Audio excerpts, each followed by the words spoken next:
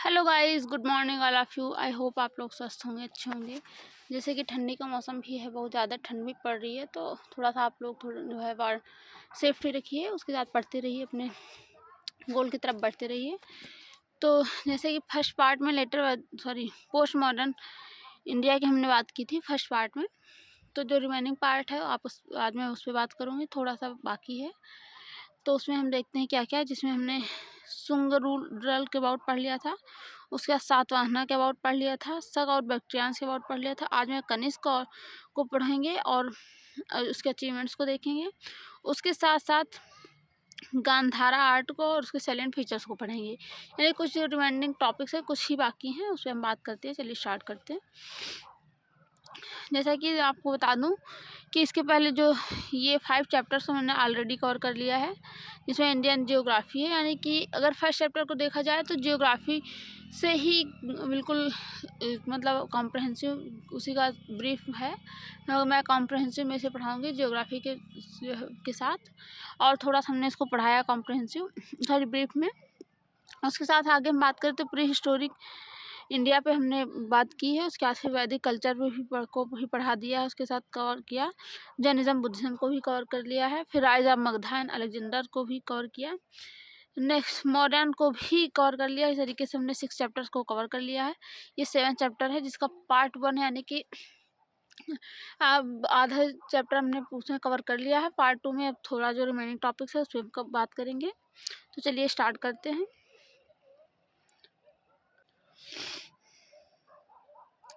इसमें हमने शक पे बात कर ली थी, कुषाण पे भी बात कर लिया था। यानी कुषाण यूजी ट्राइब से बिलोंग करते हैं, जो कि सेंट्रल एशिया से आए थे। यानी कि अगर इंडिया इराक ईरान वाले रीजन से कहा जा सकता है।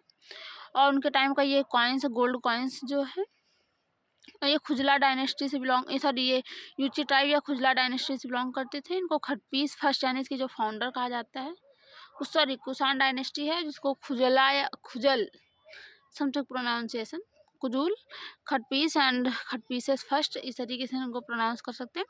ये उसके फाउंडर थे। और उनके पुत्र जो थे सन वीमा खटपीस, वो सेकंड वो थे। इस तरीके से जो है वो सक्सेसर बढ़ते गए।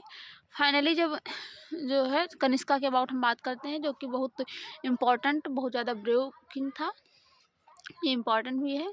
तो कनिष्का के अबाउट बात करें तो important ruler of the Kushan dynasty, यानी बहुत ज़्यादा एम्बिशियस पर्सन था, इसको कह सकते हैं।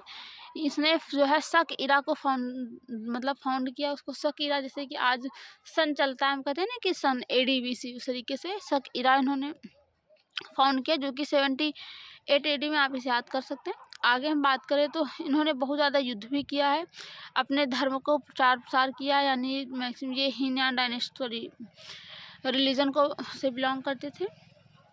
आगे हम थोड़ा सा कुषाण के कॉन्क्वेस्ट पे बात कर लेते हैं, यानी इन्होंने युद्ध किया था। तो जैसा कि बताओ कि accession his empire included Afghanistan, Gandhara, Sindh and Punjab. यहाँ तक इन्होंने युद्ध करके अपने जो है राज्य में मिला लिया था। आगे हम बात करें तो Magadha conquered extended his power for Pataliputra and Bodh Gaya, यानी पाटलिपुत्र बोध गया तक अपना पूरा एक्सपांड करके अपने राज्य को बढ़ाया। अकॉर्डिंग टू कल्हन, यानी कल्हन कहते हैं, जैसे कि कल्हन ने कहा था कि जम्मू कश्मीर में अशोक का भी शासन रहा, उसी तरीके से कल्हन ने अपने पुस्तक राजतरंगिणी में उन्होंने कहा है कि जम्मू कश्मीर में भी कुषाण का शासन था। यानी वहाँ तक इन्होंने अपने उसको राज्य को, अपने एम्पायर को एक्सपांड किया था। आगे हम बात करें इनके कुछ कॉइन्स, मथुरा, श्रावस्ती, कौशाम्बी में मिलते हैं बनारस में, यानी जो कि यूपी का पार्ट है मथुरा, श्रावस्ती, कौशाम्बी। तो ये यहाँ भी पाए जाते हैं, जिससे पता चलता है ये यहाँ तक भी फैला हुआ था, ट्रेड वगैरह करते थे। आगे हम बात करें तो conquered greater part of the Gangetic plain, एक तरीके से कहा जाता है गंगेटिक प्लेन में इसका बहुत बड़ा मतलब एक कवर किया था इसने। जैसे कि आपको इसमें देख सकते हैं, ये कुषाण की डायनेस्टी कहाँ से कहाँ तक फैली हुई थी, ये देख सकते हैं। यानी कि इधर यूपी बिहार रीजन और पूरा ये इंडस यानी गुजरात के ऊपर राजस्थान वाला पूरा पार्ट, पंजाब, हरियाणा, जम्मू कश्मीर तक, इधर जो है क्या कहते हैं पाकिस्तान और उसके अफगानिस्तान तक ये रीजन पूरा फैला हुआ था। तो देख सकते हैं। और फरगना आप फोकस कर सकते हैं, यहीं से बाबर आया था इंडिया। ये हिंदुकुश रीजन को भी क्रॉस करके यहाँ तक पूरा फैला हुआ था इनका वो राज। तो इस तरीके से आप देख सकते हैं। आगे हम बात करें थोड़ा सा, और यहाँ ये फोकस इस स्टैचू पे फोकस कर सकते हैं। ये कहा जाता है इस कुषाण के ही मतलब स्टैचू है, यानी कि इसमें हेडलेस है। और आप इसके कस्ट्यूम देख सकते हैं, इसने ड्रेस किस तरीके से पहन रखा था, इतनी बड़ी तलवार रखता था, ये सारी चीज़ें देख सकते हैं। इसमें हेड नहीं है, बाकी पूरा जो है बॉडी पार्ट है। आगे हम थोड़ा सा बात करें तो fought against the Chinese acquired some territories from them, यानी इसने देखा चाइनीज से भी अक्वायर्ड किया था, मतलब युद्ध करके चाइनीज का भी पार्ट ये रीजन वाला इन्होंने जीता था, यानी ये वाला रीजन और ये वाला रीजन भी कह सकते हैं, जो कि एलओसी का पार्ट और ये सारा चीज जो है उसके ऊपर वाला रीजन जीता था। आगे हम बात करें तो एक्सपीडिशन, उसका फर्स्ट एक्सपीडिशन यानी फर्स्ट युद्ध उसने किया था और उसने वो हार गया था चाइनीज से, जनरल जिसका पंचो नाम था।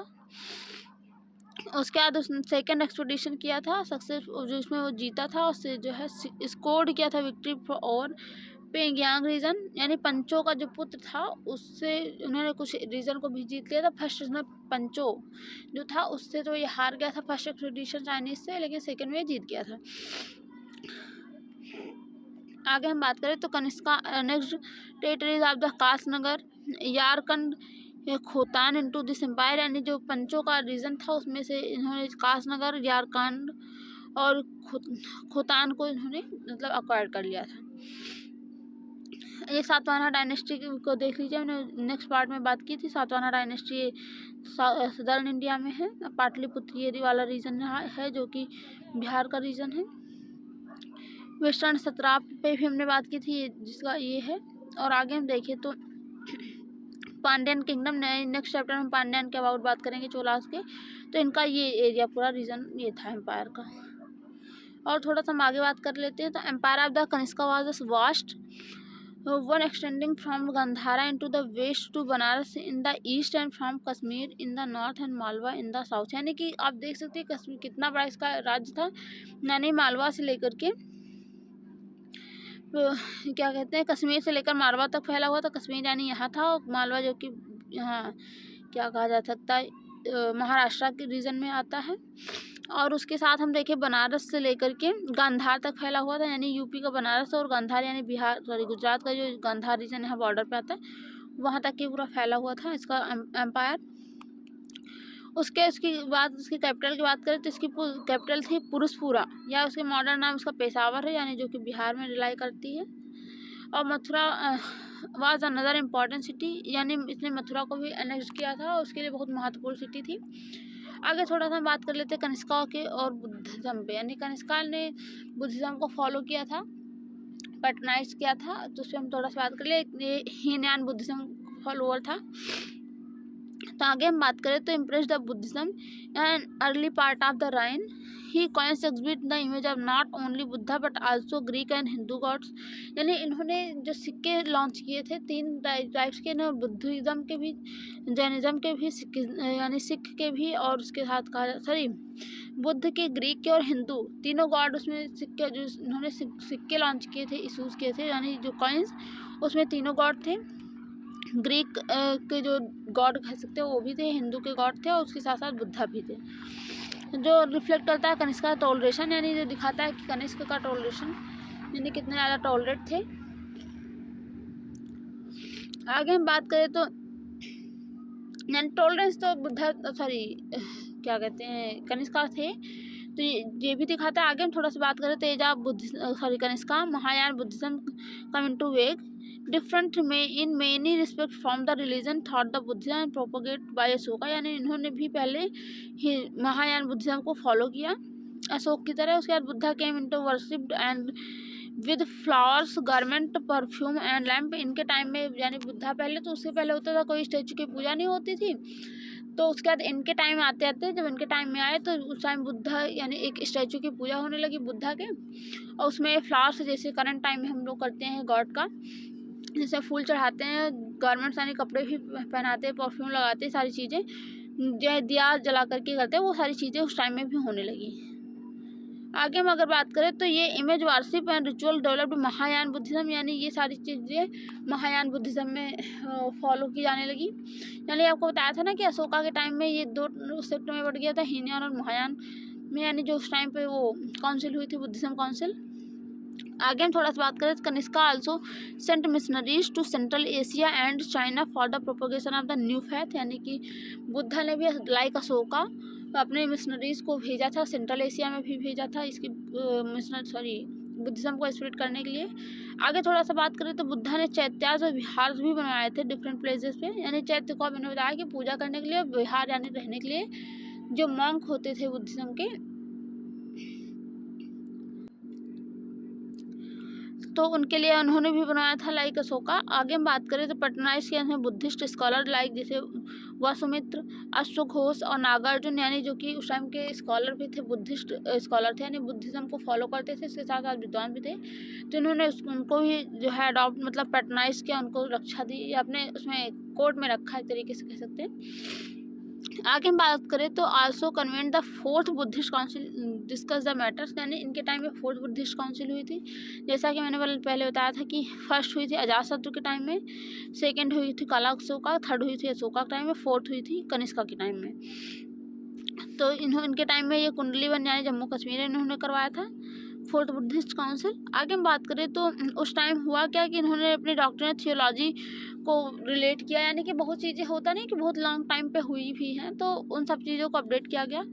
और कुंडलन मोनास्ट्री में हुई थी श्रीनगर, यानी जम्मू कश्मीर, मैंने ऑलरेडी बताया, और जिसको सीडेंटशिप यानी वासुमित्र ने किया था, जिसे 500 मॉन्क आए थे काउंसिल को अटेंड करने के लिए। आगे हम बात करें तो council prepared a authoritative commentary on the Tripitaka and the Mahayana doctrine was the given final shape, यानी इन्होंने महायान डॉक्ट्रिन जो था उसको एक फाइनल शेप दिया, उसके साथ त्रिपिटक को भी मतलब पब्लिश किया। आगे हम बात करें तो अश्वघोष was the great philosopher, poet and dramatist, यानी अश्वघोष वासुमित्र के दोस्त थे, या एक तरीके से फ्रेंड कह सकते हैं, मित्र जिसको कहा जाता है। तो वो एक ग्रेट फिलोसफर थे, उन्होंने भी इसे जो है अटेंड किया। He was the author Buddhacharita, यानी और अश्वघोष ने एक पुस्तक भी लिखी थी, बुद्धचरित के नाम से एक बुक भी इन्होंने पब्लिश किया। उसके बाद नागार्जुन की हम बात करें तो थोड़ा साउथ इंडिया में इन्होंने अपना राउंड किया कोर्ट को कनिष्का के, यानी कि नागार्जुन साउथ इंडिया के थे, तो उन्होंने साउथ इंडिया में इसको फैलाया।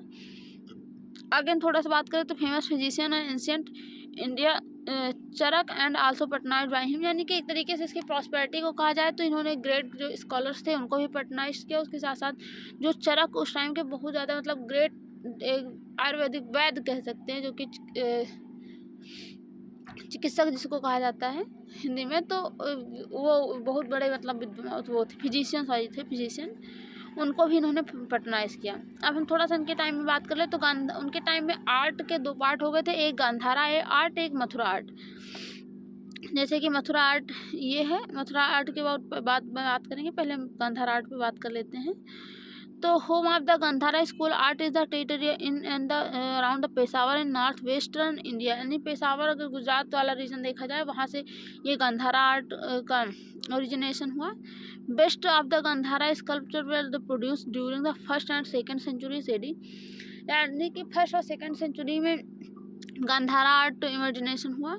और गांधारा आर्ट आप देख सकते हैं थोड़ा कितना ज़्यादा मतलब फाइन आर्ट है, यानी कि अगर देखें तो इनके हेयर्स, इनके ड्रेसेस, और ये जिस लोटस पे बैठे हुए हैं तो इस तरीके से जो स्टोन पे बैठे हुए हैं, ये सारी चीज़ें कितना ज़्यादा फाइन कार्विंग की गई है। उसके आगे हम बात करें तो it originated during the reign of the Indo Greek rulers and but real patterns of this school of art and Sakas and the Kushan particularly Kanishka, यानी अगर देखा जाए गांधारा आर्ट को तो ग्रीक से भी मैच करता है, यानी कि कुछ चीज़ें जैसे होता नहीं कि हम अपडेट करते रहते हैं, यानी कुछ चीज़ों को हम मिक्सिंग कर लेते हैं, तो उस तरीके से यानी कि तो एक तरीके से ये पूरी तरीके से इंडिजीनियस नहीं थे, कुछ इंडियन और कुछ ग्रीक का इफेक्ट पड़ा, जिसको जैसे इसको इंडो ग्रीक कहा गया, यानी ग्रीक के जो रूलर्स उस टाइम बैक्ट्रियंस पार्शियंस आ रहे थे, पार्थियन वो अटैक करने, उनका भी इन्फ्लुएंस है, उसके साथ साथ इंडिया का भी है, तो उसकी वजह से इसको इंडो ग्रीक कहा गया।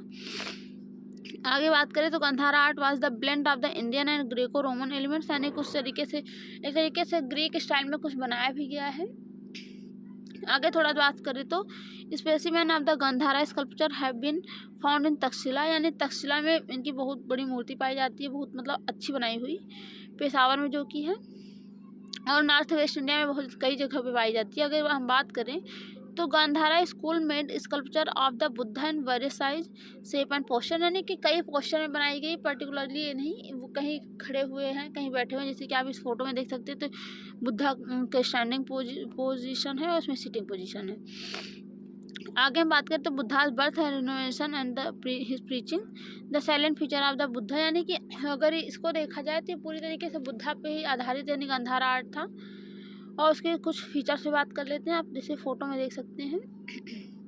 अब थोड़ा हम फीचर्स पे बात करते हैं। तो moulding human body in the realistic manner with minute attention to physical feature like the muscles, moustache and the curly hair, जैसा कि आप इसमें फोटो में भी देख सकते हैं कि कर्ली हेयर इसमें थोड़ा नहीं दिख रहे हैं, बस बहुत ज़्यादा कार्विंग, फाइन कार्विंग करके बनाया गया है, यानी जिसमें उनके मसल्स को भी दिखाया गया है, देख सकते हैं आपके हैंड में। उसके साथ हम कह सकते हैं थोड़ा सा कर्ली हेयर पे भी फोकस किया। आगे थोड़ा सा देखें तो thick drapery with large bold fold lines, यानी ड्रेस पे देखें ड्रेफरी, यानी कि बहुत ज़्यादा देखिए कितना फाइन करके पत्थरों से काट करके इनके कपड़े की डिज़ाइन लग रहा है, बिल्कुल रियल में कपड़ा मतलब ढका है। तो इस तरीके से उसमें फोल्डिंग है। आगे बात करें तो rich carving, elaborate ornamentation with the symbolic expression, यानी इसमें ऑर्नामेंट भी पहनाया गया, इस फोटो में तो नहीं है, लेकिन अगर गांधारा आर्ट में देखा जाए तो उनके वो क्या कहते हैं इयर रिंग्स वगैरह भी काट काट के पत्थरों से बनाई गई हैं,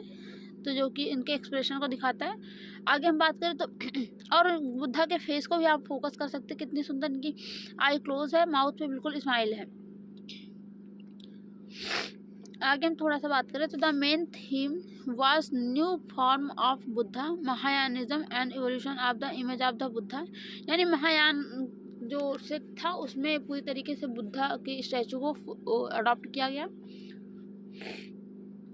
आगे हम बात करें तो large number of the monasteries where the built from 1st to 4th centuries AD, यानी हुआ क्या कि कुछ टाइम तक बुद्धिज़्म बहुत तेज़ी से वो स्प्रेड किया, तो यानी 1st से लेकर के 4th सेंचुरी एडी तक।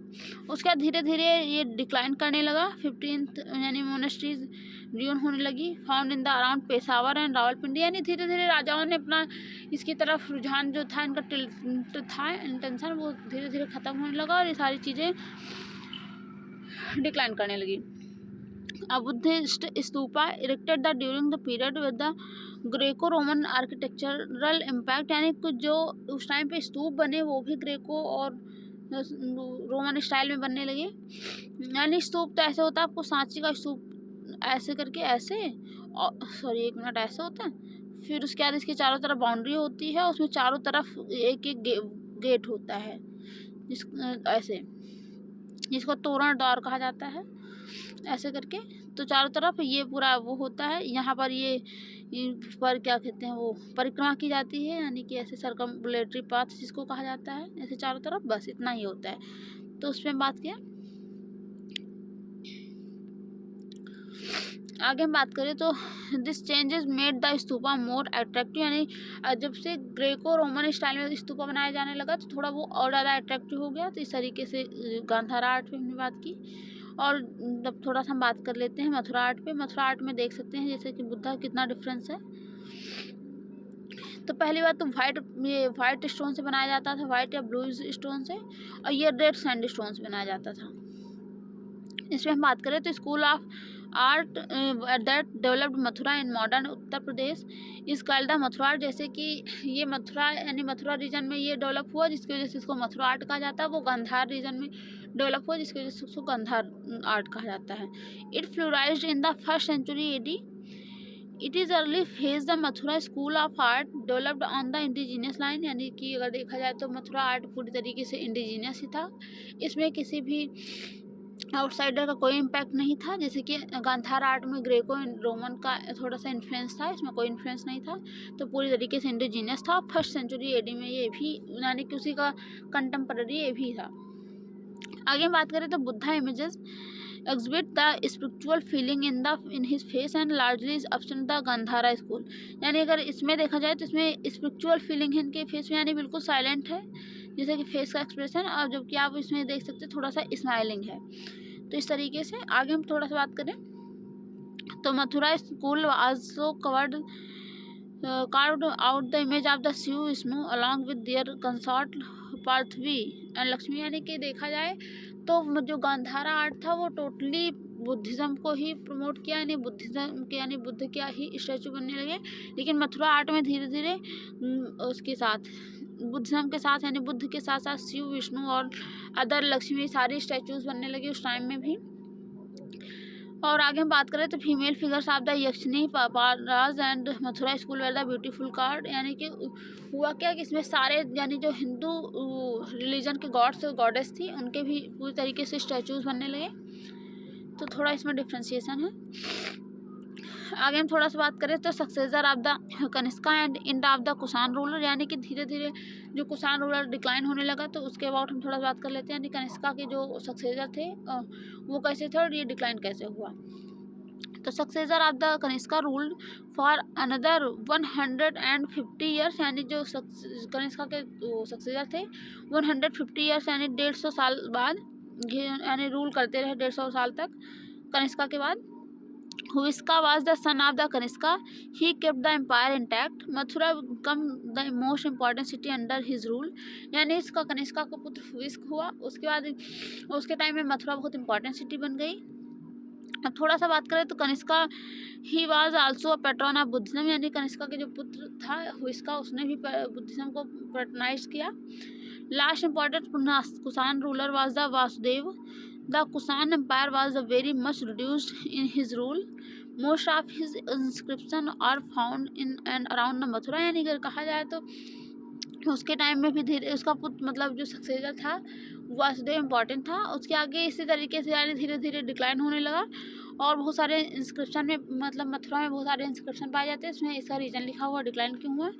और उसके टाइम फिर धीरे धीरे शिव की पूजा होने लगी और फिर Kushan princess rule the time and north western India, धीरे धीरे इनका डिक्लाइन हो गया और बुद्धिज़्म को भी जो सपोर्ट मिला हुआ था वो भी धीरे धीरे डिक्लाइन हो गया। तो इस तरीके से हमने कुषाण डायनेस्टी की बात की और इसी तरीके से हम नेक्स्ट चैप्टर में बात करेंगे और मिलते हैं नेक्स्ट वीडियो में। Thank you. Like share and subscribe जरूर कीजिए और जो भी आपको इस चैप्टर से रिलेटेड या किसी सब्जेक्ट से रिलेटेड या कोई भी इशू है तो आप हमें कमेंट बॉक्स में कमेंट करके बता सकते हैं, हम आपको सोल्यूशन ज़रूर बताएंगे। और हमें सपोर्ट पूरा कीजिए, लाइक शेयर एंड सब्सक्राइब करना ना भूलिए। फिर मिलते हैं नेक्स्ट वीडियो में। Thank you.